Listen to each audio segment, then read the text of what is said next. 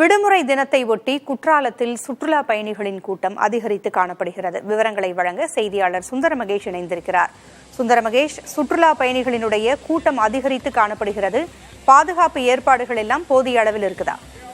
பூங்குழலி, தென்காசி மாவட்டம் மேற்கு தொடர்ச்சி மலை அடிவாரத்தில் உள்ள குற்றாலத்தில் உள்ள பிரதான அருவி, ஐந்தருவி, பழைய குற்றால அருவி, சிற்றருவி மற்றும் புலியருவி ஆகிய அருவிகளில் ஒவ்வொரு வருடமும் ஜூன், ஜூலை, ஆகஸ்ட் மாதம் சீசன் காலமா இருக்கும்.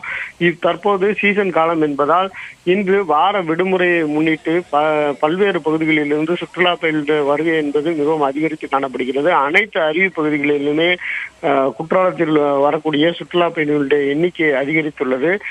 தண்ணீரானது ஆர்ப்பரித்து கொட்டியிருந்த நிலையில் தற்போது தண்ணீரின் வேகம் குறைந்துள்ளதன் காரணமாக அனைத்து அருவிகளிலுமே சுற்றுலா பயணிகள் மகிழ்ச்சியுடன் குளித்து செல்கின்றனர்.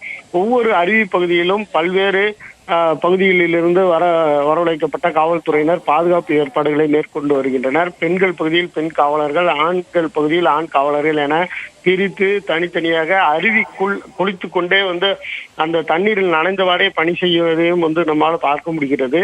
தொடர்ந்து அந்த போக்குவரத்து பகுதியில் அதிகமான வாகனங்களின் வருகையின் காரணமாக குற்றாலத்தில் உள்ள அனைத்து பகுதிகளிலுமே போக்குவரத்து நெரிசல் என்பது அதிகரித்து காணப்பட்டு வருகிறது. அங்கும் காவலர்கள் தங்கள் பணியை செய்து வருகிறார்கள். பூங்குழலி, தகவல்களை வழங்கியமைக்கு நன்றி சுந்தர மகேஷ்.